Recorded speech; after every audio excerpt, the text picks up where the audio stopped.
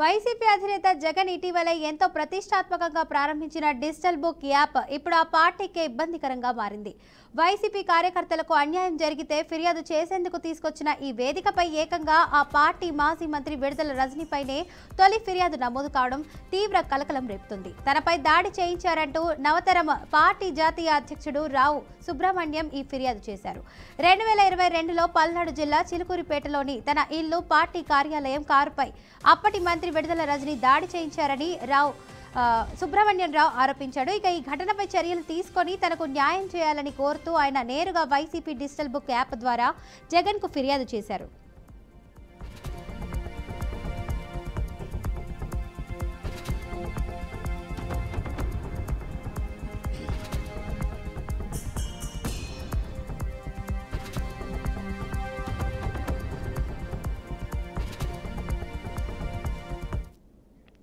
Right, ఇదే అంశానికి సంబంధించి పూర్తి సమాచారాన్ని మా ప్రతినిధి సాగర్ అయితే అందిస్తారు. చెప్పండి సాగర్.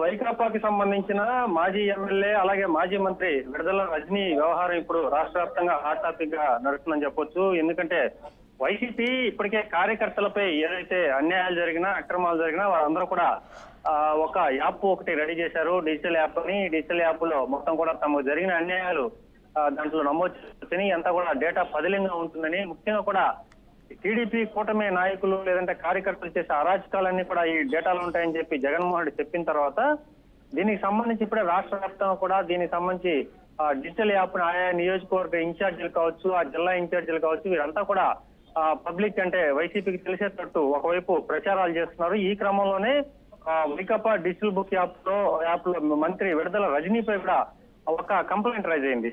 దాంట్లో ప్రధానంగా చూసుకుంటే పార్టీ వచ్చి నవతరం పార్టీ ఒక పార్టీకి సంబంధించిన నవతరం పార్టీ జాతీయ అధ్యక్షుడు రావు సుబ్రహ్మణ్యం అనే ఒక వ్యక్తి ఆదివారం ఫిర్యాదు చేశారు. దీంట్లో 2022లో పల్నాడు జిల్లా చిలకలూరుపేటలో నవతరం పార్టీ కార్యాలయం అలాగే తన ఇల్లు, కారుపై మాజీ మంత్రి విడుదల రజనీ దాడి చేయించారని, దీనిపైన తగు చర్యలు తీసుకుని న్యాయం చేయాలని వైకాపా అధ్యక్షుడు జగన్మోహన్ రెడ్డికి డిజిటల్ బుక్ యాప్ ద్వారా ఫిర్యాదు చేశానని రావు సుబ్రహ్మణ్యం మీడియా కూడా తెలపడం జరిగింది. తెలిపిన తర్వాత ఈ డిజిటల్ బుక్ కు సంబంధించిన ఏదైతే మనం ఫిర్యాదు చేసిన తర్వాత వాళ్ళకి ఒక అక్నాలజ్మెంట్ లాగా వస్తుంది. ఆ అక్నాలజ్మెంట్ కూడా చూపించడం జరిగింది ఆయన. సో మొత్తం మీద తనకి అన్యాయం జరిగిందని, తనకు న్యాయం జరిగితే జగన్ చెప్పినట్లు వైకాపా కార్యకర్తలు కూడా న్యాయం జరుగుతున్న నమ్మకం తనకి వస్తుందని దీనికి అని చెప్పి ఆయన చెప్పడం జరిగింది. సో ఈ ఒకవైపు ఇటు సుబ్రహ్మణ్యం చెప్తున్నాగానే ఇదే సమయంలో అంటే కాసేపటి క్రితమే దీనికి సంబంధించి చిలకలూరుపేటలో మాజీ మంత్రి విడుదల రజనీ తన పార్టీ వద్ద పార్టీ నాయకులు, పార్టీ శ్రేణులతో కలిసి ఈ డిజిటల్ యాప్ ప్రచార కార్యక్రమం నిర్వహించారు. ఒకవైపు విడుదల రజనీ ప్రచార కార్యక్రమం నిర్వహిస్తుండగానే సుబ్రహ్మణ్యం ఈ విధమైన దానికి సంబంధించి విడుదల రజనీ పైన ఫిర్యాదు చేయడం సంచలనంగా మారింది. ముఖ్యంగా కూటమి ప్రభుత్వం చేసే అన్యాయాల అరాచకాలపైన తమ కార్యకర్తలకు ఏదైనా ఇబ్బందులు జరిగితే యాప్ లో నమోదు చేసుకోవాలని చెప్పి జగన్మోహన్ రెడ్డి చెప్పిన నేపథ్యంలో ఇప్పుడు వైసీపీకి సంబంధించిన వాటిపైన ఆ డిజిటల్ యాప్ లో నమోదు చేయడం, ఒకవైపు ఇటు అధికార పార్టీకి చెందిన కొందరు నేతలు కావాలని దుష్ప్రచారం చేయడానికి చేస్తున్నారని చెప్పి వైసీపీ వాళ్ళు చెప్తున్నారు. కానీ చూడాలి ఈ వ్యవహారాన్ని అంతా కూడా జగన్ ఏ విధంగా చూస్తారంటే వైసీపీ కార్యకర్తలకు అన్యాయం జరిగితేనే ఈ డిజిటల్ యాప్ లో నమోదు చేయాలి, లేదంటే వైసీపీ వాళ్ళ వల్ల ఏదైనా ఇబ్బందులు జరిగినప్పుడు ఈ యాప్ లో అప్లోడ్ చేస్తాడు ఎటువంటి పరిణామాలు ఉంటాయి ఇవన్నీ కూడా చేయాల్సి ఉంటుంది.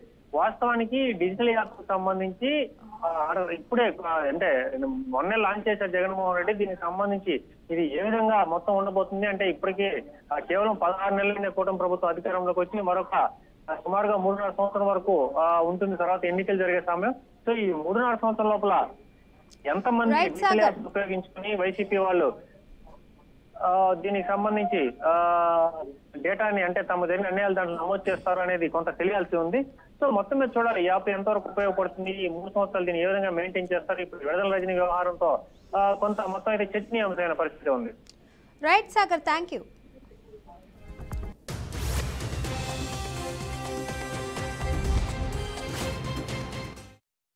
విదేశీ సినిమాలపై 100% టారిఫ్ విధించనున్నట్లు అమెరికా అధ్యక్షుడు డొనాల్డ్ ట్రంప్ మరో బాంబు పేల్చారు.